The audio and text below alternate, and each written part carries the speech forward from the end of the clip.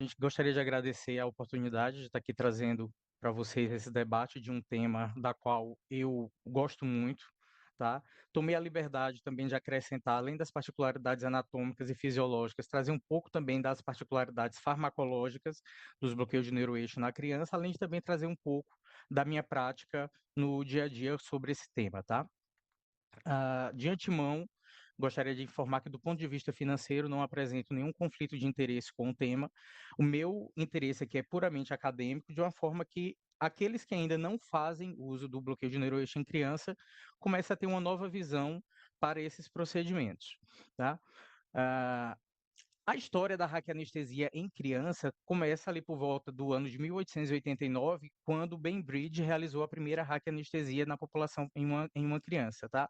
Mas só foi a partir do século XX, com relatos de raquianestesia de sucesso em crianças realizados por Dr. Mellman, que esse tema começou a ser visto para os anestesistas com outros olhos. Já na década de 1980, ou seja, a gente já vê que são coisas relativamente recentes, em que um estudo que mostrou a correlação entre apneia no recém-nascido e anestesia geral, os bloqueios de neuroeixo começaram a ser vistos, então, e realizados com mais frequência. Só que para a gente conseguir realizar esses bloqueios de neuroeixo em criança, a gente tem que entender que aquela velha frase que a gente já conhece há muito tempo, que criança não é um adulto pequeno. Existem diferenças, existem particularidades anatômicas, fisiológicas, farmacológicas, que faz com que o bloqueio de neuroeixo nessa população se comporte de uma forma um pouco diferente do que na população adulta. Quando a gente analisa, por exemplo, o cone medular, em que no adulto vai estar ali acabando por volta de L1, na criança, esse mesmo cone medular estará acabando por volta de L3. Além disso, as crianças vão apresentar uma pelve relativamente menor, tá? E essa pelve menor, quando a gente compara, por exemplo, com o adulto, se a gente traçar a linha de Touffier no adulto, que vai estar ali passando por volta de L3, L4, na criança já vai passar por volta de L4, L5, L5, S1. De toda forma, também, o saco dural, que no adulto vai estar terminando ali por volta de S2, tá? Na região sacral, da segunda vértebra sacral, na criança vai estar terminando por volta de S4. Aí você me pergunta, tá, Mesquita, ok. Eu tenho essas considerações anatômicas, eu vejo que a coluna na criança termina mais baixa, porém, as referências anatômicas que eu uso no adulto para fazer a raquianestesia, eu também posso utilizar na criança. Não só posso, como eu devo, porque justamente como a gente deu para perceber, a linha de Touffier na criança também vai estar passando mais baixo, apesar da coluna da medula espinhal dessa criança também terminar mais baixo. Então, a linha de Touffier também serve como referência para a nossa raquianestesia na criança. Além disso, a criança, diferentemente do adulto, vai apresentar uma coluna mais plana. Essa coluna mais plana facilita a difusão dos anestésicos locais e faz, inclusive, aumentar o risco se a gente fizer uma injeção muito rápida, de causar a raquianestesia total nessas crianças. Do ponto de vista fisiológico, estudos mostram que crianças, os recém-nascidos, ao nascer, vão ter uma quantidade de líquor proporcionalmente bem maior do que com relação ao adulto. Cerca de 4 ml por quilo na criança, enquanto no adulto é cerca de 2 ml por quilo.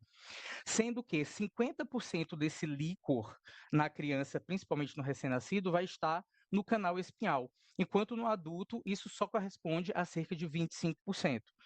Além disso, a criança apresenta um débito cardíaco aumentado, um fluxo sanguíneo alto na medula e no espaço perineural. Isso explica, em parte, a reabsorção mais rápida desses anestésicos locais e uma duração mais curta também quando a gente utiliza os anestésicos locais nas crianças. Além disso, apresenta uma superfície de exposição neural relativamente grande e os nervos com menor espessura, uma mielinização incompleta, de forma que essa mielinização ela tende a ficar completa ali por volta dos 18 meses, 2 anos de vida, uma menor distância entre os nodos de Ranvier, uma frouxa bainha perineurovascular. Isso permite com que haja uma livre comunicação entre os espaços perineurais. Então, de uma certa forma, essas características fisiológicas nos mostra o quê? A gente não precisa de um anestésico local concentrado para realizar o bloqueio. E, consequentemente, a gente também vai precisar de volumes maiores de anestésicos locais para a gente atingir os dermátomos que a gente necessita. Isso, obviamente, comparando com a população adulta. Quando a gente pensa em complicações hemodinâmicas de bloqueio de neuroeixo em criança, os estudos mostram que são extremamente raras, tanto por uma menor capacitância do sistema venoso, como por imaturidade do sistema nervoso simpático. Essa menor capacitância do sistema venoso está muito relacionado à proporção que as crianças têm entre tronco e cabeça em relação aos membros inferiores. Proporcionalmente, possui membros inferiores bem menores em relação ao tronco e à cabeça. Então, quando se tem a vasodilatação periférica, devido a essa menor capacitância desse sistema venoso, não vai gerar tantas repercussões hemodinâmicas. Da mesma forma que um sistema nervoso simpático imaturo, ao ser bloqueado, também não vai gerar grandes repercussões hemodinâmicas. Consequentemente, essa população tem uma menor necessidade de aumento de pré-carga para manter a sua estabilidade hemodinâmica. Alguns estudos têm mostrado que a hipotensão, ela às vezes pode aparecer, principalmente quando a gente tem uma anestesia geral associada ao bloqueio caudal, que, como eu vou mostrar mais para frente, esse bloqueio caudal, para ser realizado, muitas vezes a gente utiliza grande volume de anestésico local, então a gente teria uma maior quantidade de dermátomos bloqueados. Do ponto de vista farmacodinâmico, como a criança tem esse elevado débito cardíaco, além disso, a gente também vai ter uma imaturidade do metabolismo hepático, de tal forma que a criança vai absorver uma quantidade mais rápida desse anestésico local, aumentando assim o risco da sua toxicidade. Também vai apresentar uma menor quantidade de albumina e de alfa-1-glicoproteína. Isso faz com que o anestésico local que se liga a essas proteínas apresente um aumento da fração livre desse anestésico local. Então, levando em consideração todas essas características fisiológicas e farmacodinâmicas que eu trouxe, a criança, de uma forma geral, para os bloqueios tanto de neuroeixos, seja RAC, seja peridural, e também para bloqueios periféricos, vai apresentar uma menor latência, ou seja, o anestésico local vai agir de forma mais rápida e também uma duração menor, seja pelo débito cardíaco aumentado, seja por imaturidade do sistema hepático. Então, de toda forma, a gente vai ter principalmente essas alterações na criança. Entrando agora diretamente para falar sobre a raquianestesia e a peridural, trouxe aqui um caso para ilustrar um pouco para vocês uma situação que pode ser, inclusive, comum de ser vista no centro cirúrgico. E aqui foi um caso real que aconteceu comigo, tá? Mas, obviamente, foi uma foto retirada de internet. Então, temos aqui um recém-nascido prematuro de 35 semanas, pesando 2,5 kg, com 15 dias de vida, que vem ao centro cirúrgico para a realização eletiva de uma hernioplastia inguinal direita. Tem uma suspeita de síndrome de Pierre-Robin e de exames laboratoriais chama a atenção uma hemoglobina de 9,2 e um hematócrito de 28. Então, o que é que a gente vê aqui nesse caso? A gente tem uma criança cuja característica sindrômica é marcada por uma via aérea difícil, uma criança que é prematura, que uma idade gestacional corrigida aí teria em torno de 37 semanas de idade gestacional, com um hematócrito abaixo de 30, ou seja, além disso, também uma criança com anemia. E aí você me pergunta, então, quais seriam, então, as indicações que a gente teria para fazer uma raquianestesia nessa população pediátrica? Principalmente seriam para aquelas cirurgias da parte inferior do corpo.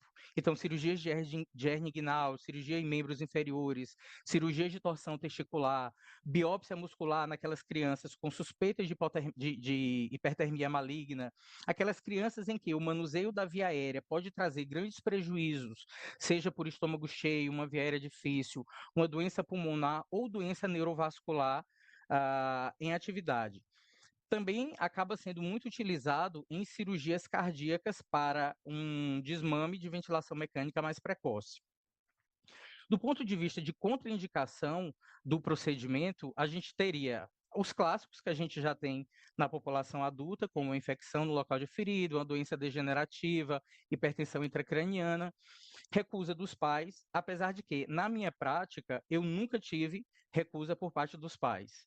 tá? Mas se algum dos pais viesse a dizer, eu não quero que faça anestesia no neuroeixo no meu filho, obviamente, eu também não faria. Coagulopatias e a presença de DVP.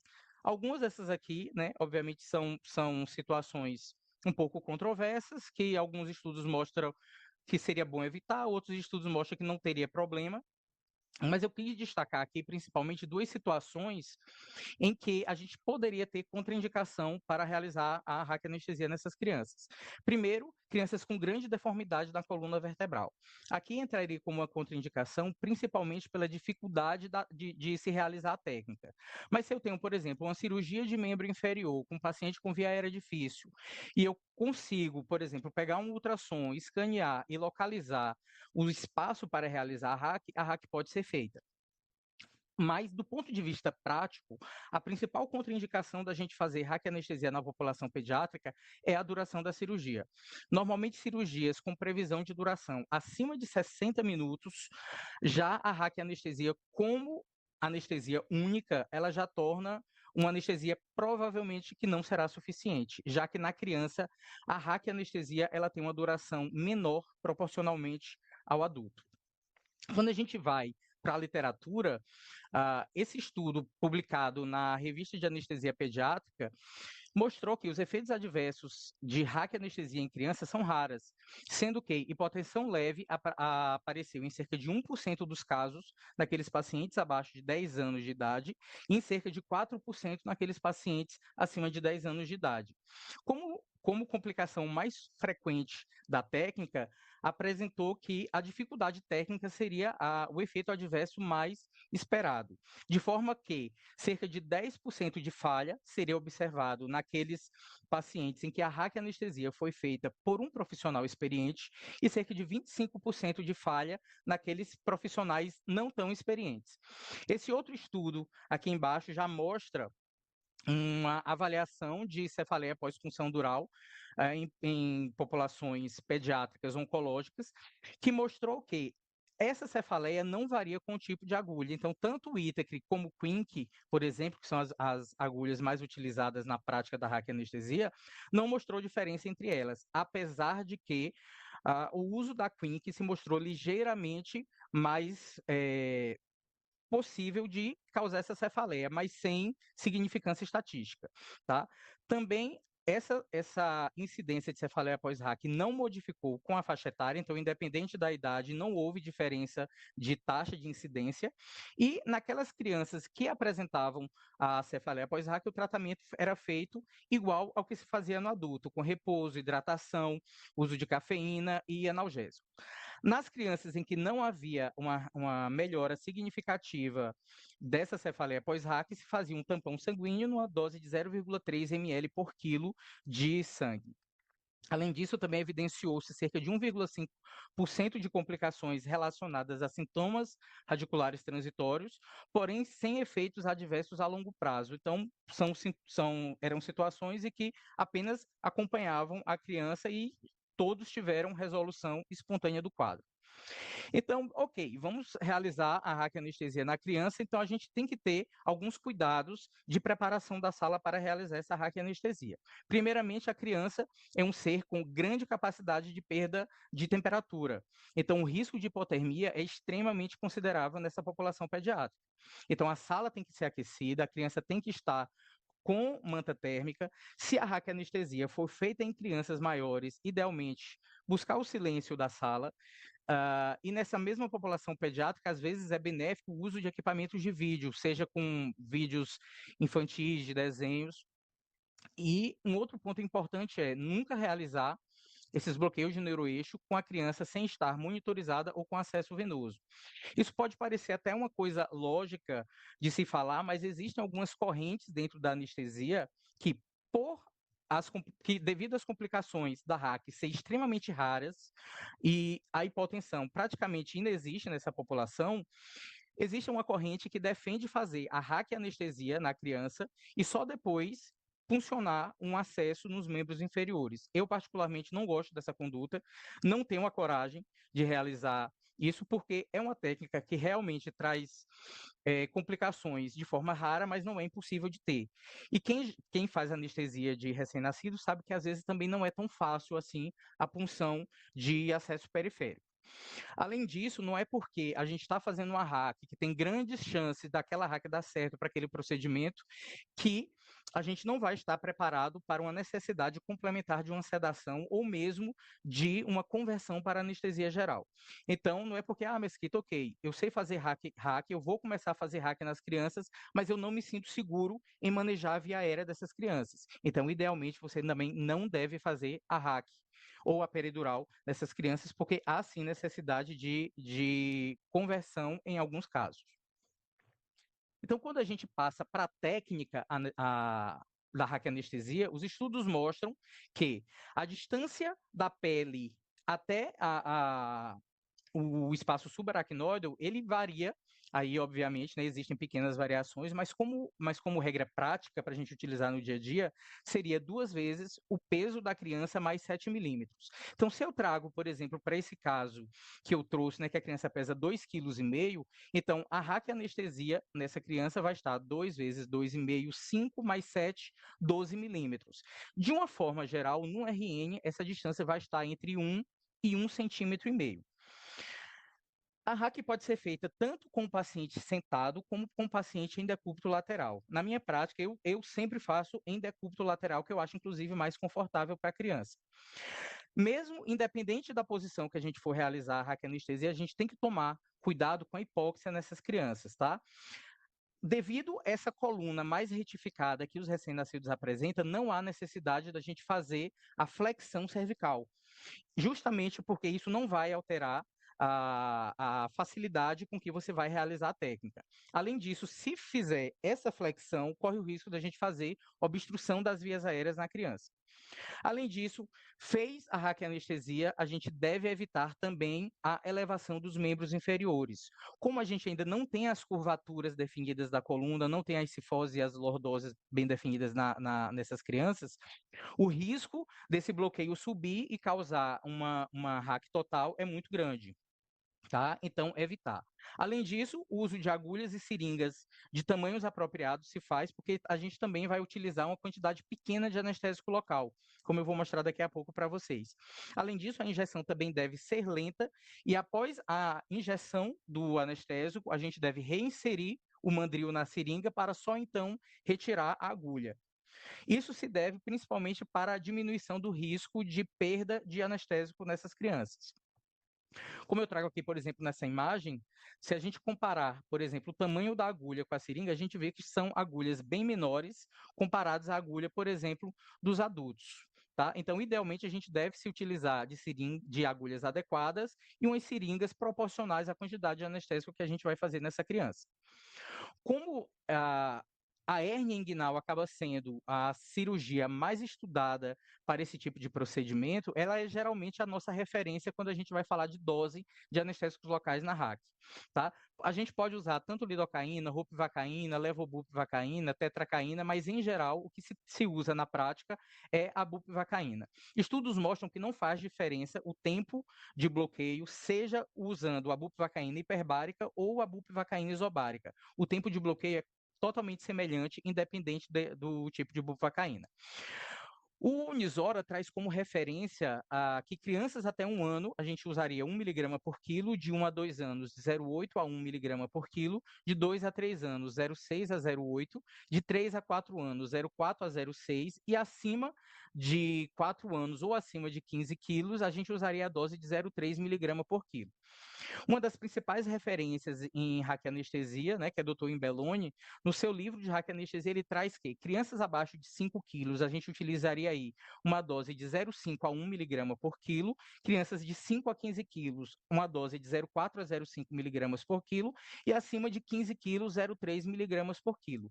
Lembrando que aqui são recomendações de dose para cirurgias de hérnia inguinal. Mesquita, então eu cheguei aqui, uma criança de 15 quilos, vai fazer uma laparotomia. Eu não tenho material de peridural. Eu posso fazer uma hack? Deve. tá? Inclusive, eu sou super defensor dos bloqueios de neuroeixo para a redução da resposta inflamatória ao trauma dessas crianças e uma melhor analgesia pós-operatória. Ah, ok, chegou essa criança com 15 quilos, eu posso então fazer uma hack, por exemplo, com 15 miligramas de bupivacaína? Posso. Geralmente, crianças abaixo de 8 anos, a gente tem pequenas repercussões hemodinâmicas, na maioria das vezes, inclusive, é zero repercussão hemodinâmica.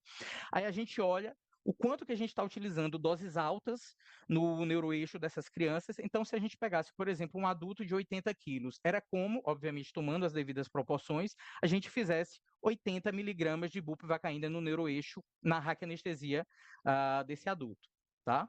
Justamente por conta dessas alterações farmacodinâmicas e farmacológicas que eu passei para vocês anteriormente. Alguns aditivos podem ser adicionados na raquianestesia com o intuito de prolongar o tempo de analgesia. As mais utilizadas na prática são a morfina, que a gente pode utilizar na dose de 4 a 10 microgramas por quilo, tá? Lembrando que essas doses mais altas, aqui em torno de 10 microgramas por quilo, elas acabam sendo usadas principalmente nas cirurgias cardíacas, tá? Com o intuito aí de uma intubação precoce da ventilação mecânica. Nos gera uma analgesia que pode chegar até 24 horas, e a morfina também está associada a uma maior incidência de náuseas, vômitos e prurido no pós-operatório.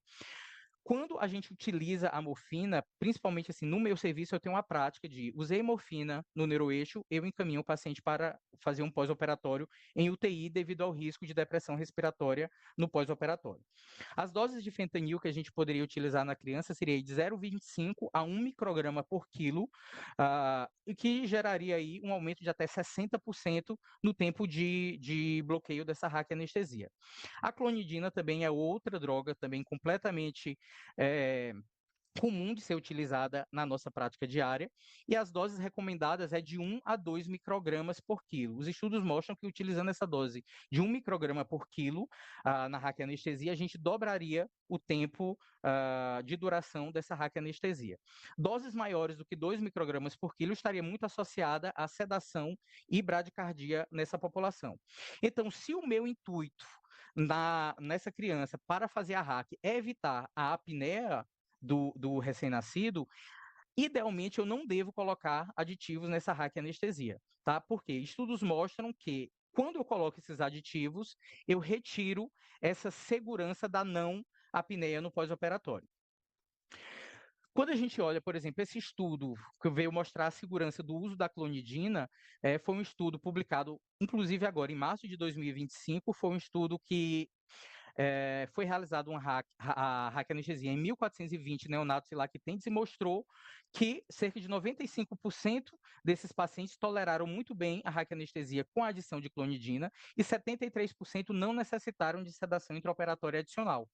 A hipotensão só ocorreu em apenas 17% do caso, sendo a complicação intraoperatória mais comum, mas que não gerou grandes repercussões. Isso foi mostrado como hipotensões leves, tá? Esse outro estudo aqui, já publicado em 2022, mostra que de 255 cirurgias feitas exclusivamente com raquianestesia, 24 delas precisaram de anestesia complementar, tá? Para cirurgias de hernia inguinal.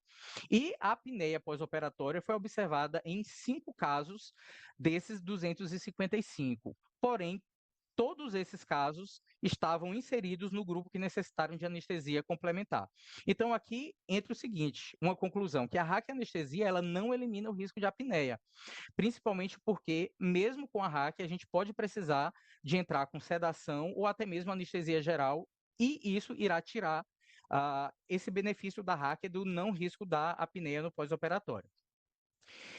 Como é que eu poderia avaliar, então, esse bloqueio, tá? Em lactentes e crianças pequenas é um pouco mais difícil da gente fazer essa avaliação, mas a gente percebe a parada do movimento dos membros inferiores e a paralisia da musculatura abdominal. Naquelas crianças acima de 2 anos, a gente poderia aplicar, então, a escala de Bromage ou Bromage, em que a escala dando nota 1 seria aquela criança que não tem bloqueio, aquela criança que movimenta inteiramente os membros inferiores, e um bloqueio completo quando aquela criança é incapaz de mover os membros inferiores. Então, voltando então ao caso, né? O que foi que eu fiz para esse caso? Eu fiz uma raquianestesia com 2,5 miligramas de bupivacaína pesada, coloquei a criança para com um dedo de luva, com algumas gotinhas de soro glicosado. A criança dormiu, foi realizada a cirurgia e, ao final, para uma analgesia adequada, um bloqueio ilinguinal guiado por ultrassom, buscando essa analgesia pós-operatória, já que eu não utilizei adjuvantes nesse neuroeixo. No final, a criança é enviada para a UTI, em ventilação espontânea, enfim, tudo tranquilo.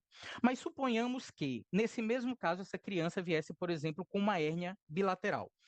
A raquianestesia provavelmente não seria suficiente para a realização bilateral dessa cirurgia, principalmente por conta do tempo cirúrgico, tá? Em recém-nascidos, a RAC realmente passa muito rápido. Passou de 60 minutos, o bloqueio que antes estaria ali em T4, ele já vai estar em T10. Tá? Isso em cerca de 1 hora. Então, cirurgias mais prolongadas do que isso provavelmente não seria suficiente apenas esse meio. Alguns autores recomendam a gente associar isso uma anestesia peridural. De uma forma geral, a gente utiliza muito a anestesia peridural associada à anestesia geral, principalmente com o intuito de controle de dor intraoperatória e pós-operatória. Assim como a RAC, alguns benefícios que a gente tem com esse método seria a redução do catabolismo dos hormônios de estresse, redução de liberação de catecolaminas, de adrenalina, de noradrenalina, e isso faria com que a criança tivesse uma deambulação precoce e um desmame de ventilação mais precoce, com menos complicações pós-operatórias, menos atelectasia, e a gente poderia realizar essa técnica desde níveis caudais, lombares e torácicas. Quando a gente vê a anatomia do espaço peridural, eu não vou repetir algumas coisas aqui que eu já falei na RAC, mas vale a pena a gente destacar que o sacro das crianças, principalmente dos recém-nascidos, ele é mais plano e a nível de S5 a gente vai ter uma fusão incompleta dessa vértebra, tá? Além disso, nós temos ossos não completamente calcificados e uma gordura epidural frouxa e compactada, que isso vai durar até por volta dos 6, 7 anos. Isso favorece muito a disseminação do anestésico local, mesmo sendo feito em níveis caudais. Então, mesmo em níveis caudais, a gente conseguiria atingir níveis torácicos de analgesia. Existem algumas fórmulas que a gente poderia utilizar para estimar a distância da pele ao espaço peridural. O Nisora traz algumas fórmulas bem objetivas e, na prática, a que eu mais uso é essa de que o espaço peridural vai estar a cerca de 1 miligrama por quilo de peso corporal. Em geral, essas fórmulas são aplicadas para crianças acima de 10 quilos. Só que o que é que eu vejo na minha prática? Crianças menores, a gente consegue aplicar com uma certa precisão também essa distância. Então, uma criança com 10 quilos, por exemplo, o espaço peridural estaria a 10 milímetros de profundidade, ou seja, apenas 1 centímetro. Uma criança de 3 quilos, por exemplo, se eu fosse realizar uma peridural, por exemplo, lombar, essa criança teria um espaço peridural de cerca de 3 milímetros de profundidade. Mesquita, é muito curto, é muito superficial.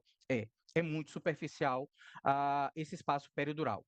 Então, o que é que eu sempre recomendo para o residente? Por exemplo, caso a gente opte por realizar uma peridural lombar, passou da pele, já para e já começa a fazer o dogliote. É muito superficial. Realmente, com pouco avanço da agulha após a pele, a gente já atinge o espaço peridural nessas crianças. Com relação aos anestésicos locais, sempre que a gente for fazer peridural ou bloqueios periféricos, tá? Não é o objetivo da aula, mas isso também serve para bloqueios periféricos, a primeira coisa que a gente tem que fazer é calcular a dose tóxica. Porque às vezes a gente vai se utilizar de grandes volumes de anestésico local e para não gerar toxicidade dos anestésicos locais, a gente deve calcular essa dose e diluir o anestésico a depender do volume que a gente queira fazer. A gente pode utilizar tanto bupivacaína, levobupivacaína, ropivacaína ou lidocaína. A lidocaína acaba não sendo muito utilizada na prática por conta do seu alto nível de bloqueio motor causado nas crianças. Idealmente, a gente tem que fazer, por conta daquelas alterações anatômicas nervosas que eu falei anteriormente, concentrações mais baixas. Então, geralmente, concentrações a 0,25% desses anestésicos locais que eu falei, eles já tendem a gerar bloqueios anestésicos na criança. Além disso, a gente também pode realizar infusões contínuas, tá? As doses recomendadas são de até 0,2 miligrama quilo-hora em lactentes e 0,4 miligramas quilo-hora em crianças mais velhas. Isso de bupivacaína ou ropivacaína a 0,1%. Evitar concentrações maiores e tempos superiores a isso, principalmente pelo risco de gerar intoxicação nessa população. Aí também vem alguma dúvida: fazer ou não fazer dose teste? O problema da questão do dose teste é que os vasos sanguíneos nessa população pediátrica é extremamente fina, é extremamente pequena. Então, a própria aspiração pode fazer com que haja o colabamento desses vasos e isso gera muitos falsos negativos.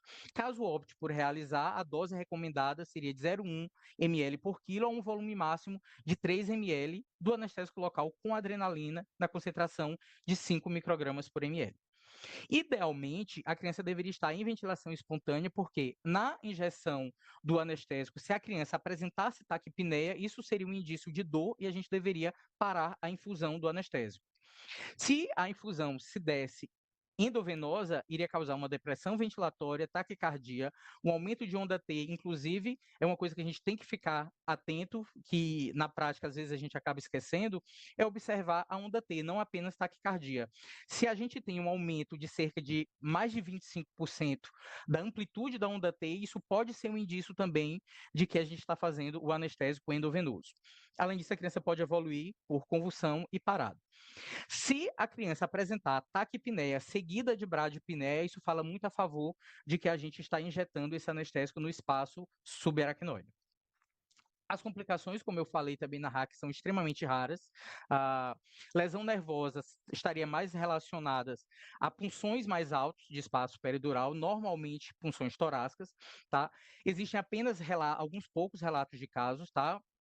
De lesão nervosa, todas elas em punções torácicas, tá? Hematoma epidural também seria uma possibilidade, infecção, cefaleia pós-punção dural e alterações hemodinâmicas. Essas alterações hemodinâmicas, quando a gente tiver numa criança, a gente tem que pensar obrigatoriamente ou em uma intoxicação por anestésico local ou na RAC total, já que, como eu mostrei pouco antes, não é comum a gente apresentar alterações hemodinâmicas nos bloqueios de neuroeixo pediátrico.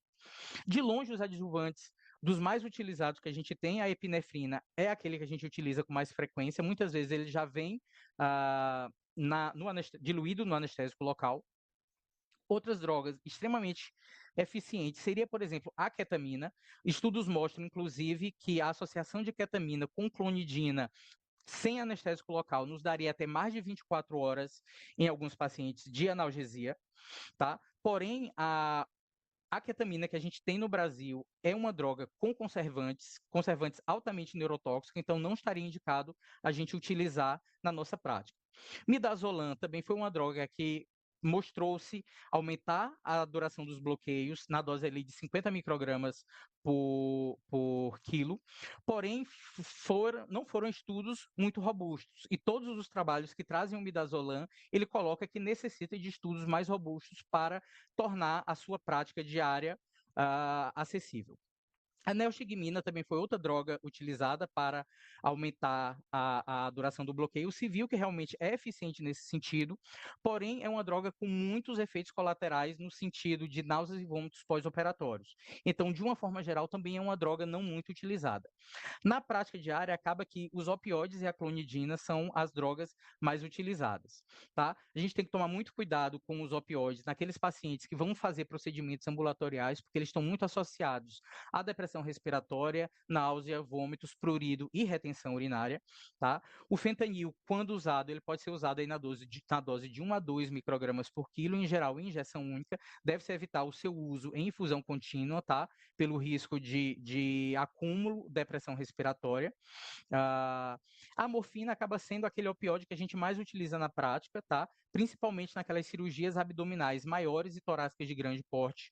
A dose recomendada é de 30 a 50 microgramas por quilo. Tem alguns autores que trazem, inclusive, doses de 90 microgramas por quilo. Na minha prática diária, eu sempre uso nessa faixa de 30 a 50 microgramas por quilo. Por ser uma droga com um risco considerável de depressão respiratória, se eu usar a morfina no neuroeixo, eu geralmente encaminho o paciente para realizar o pós-operatório em UTI.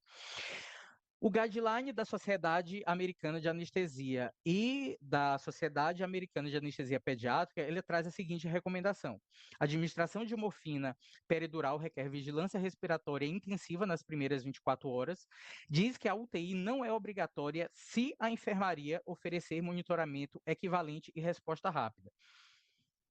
Eu, particularmente, nos serviços que eu já tive acesso, eu não tenho tanta confiança assim no monitoramento das enfermarias. Então, por questões de segurança, eu prefiro encaminhar o paciente para a UTI.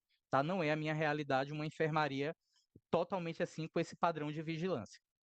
A clonidina é, de longe, o melhor adjuvante não opioide para o uso na peridural, tá?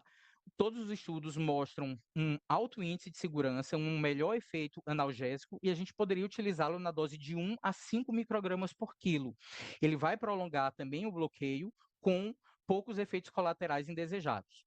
Caso optemos por realizar uma infusão contínua de clonidina no espaço peridural, seria na dose de 0,1 micrograma quilo-hora. Doses mais altas estariam relacionadas à sedação e instabilidade hemodinâmica, principalmente hipotensão e bradicardia, especialmente nos lactentes. A peridural caudal ela tem uma grande vantagem porque apresenta uma anatomia facilmente identificável, tá? É a técnica de longe mais utilizada de peridural. Tem estudos mostrando que nos Estados Unidos a peridural caudal representa cerca de 97% de todas as peridurais realizadas na população pediátrica, enquanto que na Europa passa ali dos 80%. Está indicado principalmente em cirurgias urológicas, cirurgias de membros inferiores e cirurgia do abdômen inferior. Idealmente, a gente deve realizar essa punção com agulhas específicas, tá? Para a punção peridural, porém, o Unisora traz a possibilidade de se realizar essa punção com gelco de punção venosa. Eu, particularmente, nunca utilizei, está no meu serviço. A gente tem as agulhas de neuroeixo pediátrico, então eu sempre utilizei essas agulhas, mas está descrito no Unisora a possibilidade de utilizar um gelco de acesso venoso. A técnica seria descrita a gente palpar as espinhas póstero-superiores da região sacral, traçar com eles um triângulo equilátero e na base desse na ponta desse triângulo equilátero a gente entraria com a agulha. Porém, existe o que eu uso na prática, a gente consegue palpar facilmente esses cornos sacrais desse ato sacral e entre eles vai apresentar essa fenda. Essa fenda é justamente a região que nos dá acesso à peridural caudal. Lembrando sempre de aquecer a criança, monitorizar e que essa criança tem que estar com acesso venoso. De uma forma geral, a gente acaba fazendo isso com a criança sob sedação ou sob anestesia geral. Com a agulha, a gente vai transpassar o ligamento sacrococcígeo anterior. Depois que transpassar esse ligamento sacrococcígeo, a gente vai descer a agulha e progredir mais cerca aí de 2 a 4 milímetros. Evitar progredir mais do que isso pelo risco da gente perfurar a membrana subaracnoidea e risco de hack total. A gente também, principalmente naquelas pessoas que não têm tanta prática de realizar a peridural caudal, pode ser utilizado o ultrassom, tá? Colocando o probe no sentido crânio-caudal, a gente vai identificar a estrutura do hiato sacral e vai buscar essa imagem. Nessa imagem, a gente vê aqui anteriormente o ligamento sacrococcígeo anterior e aqui posteriormente o ligamento sacrococcígeo posterior. Vai entrar com a agulha em plano até chegar na região peridural. Se a gente ligar um modo Doppler, quando for injetar o anestésico local, a gente vai ver o turbilhonamento de líquido nessa região. Isso é um bom indício de que a agulha está no local correto.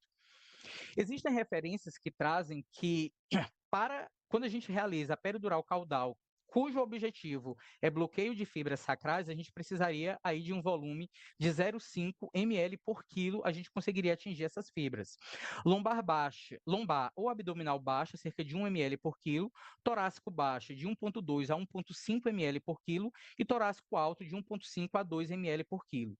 Isso é bem verdade, especialmente naquelas crianças abaixo de 1 ano de idade, em que a coluna ainda não apresenta as curvaturas que a gente vai ter com a avançada idade.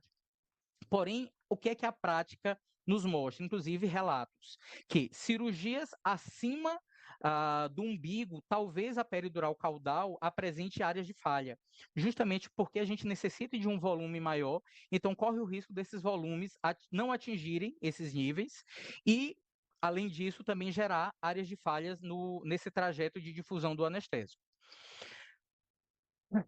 É uma das técnicas que a gente consegue fazer continuamente, a gente consegue passar um catéter peridural, especialmente naquelas crianças menores de 1 ano em que a curvatura lombar ainda não se desenvolveu.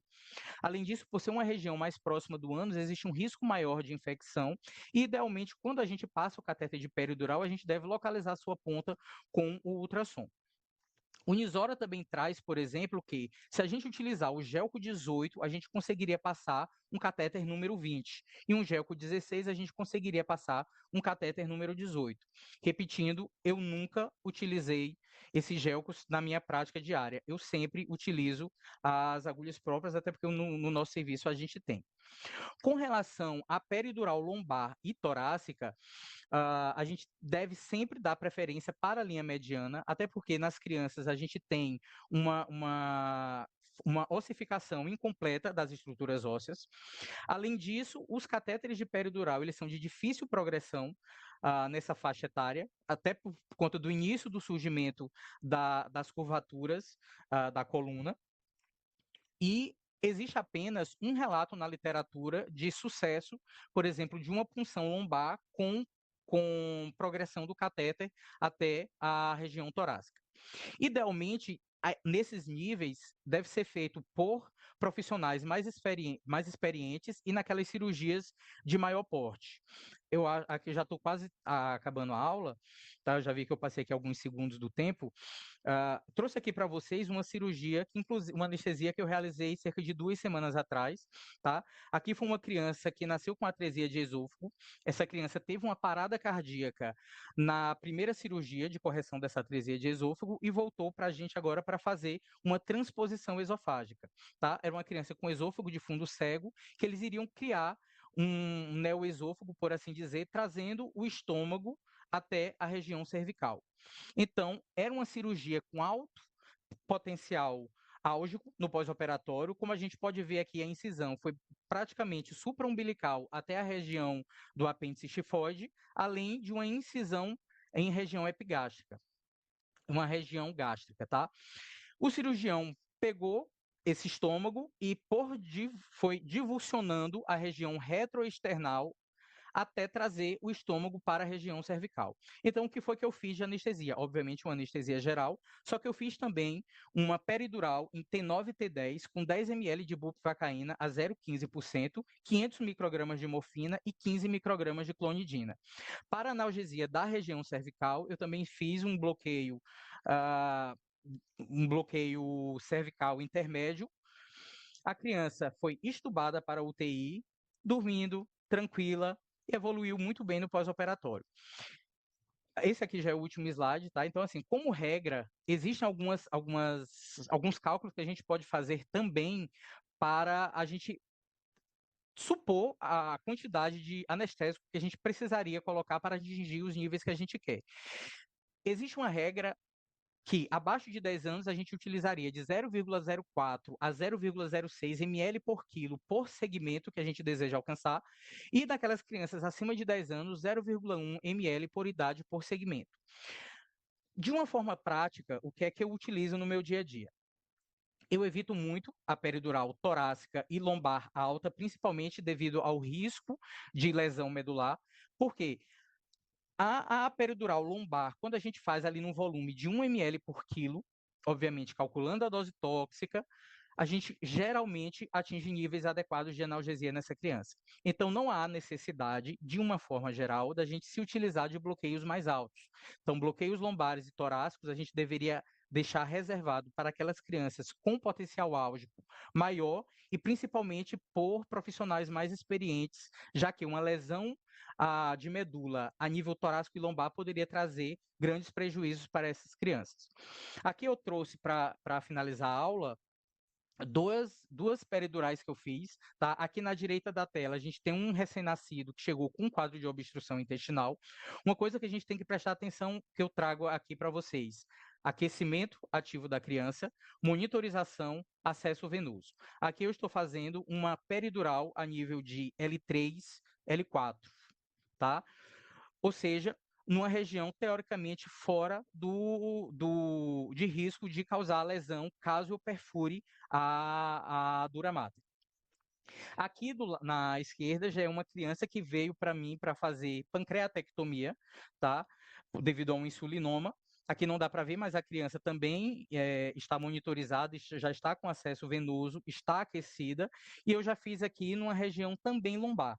Ou seja, a gente vê que mesmo grandes cirurgias abdominais, a gente consegue alcançar níveis adequados de analgesia, sem ter grandes necessidades de uso da peridural torácica.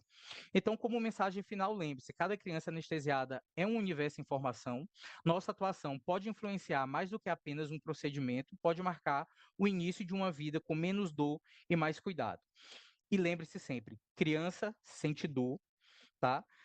E esses bloqueios são seguros, mas não é porque seja seguro que a gente também vai fazer de qualquer jeito, ok? Era mais ou menos essa mensagem que eu queria trazer para vocês. Estou agora aberto aqui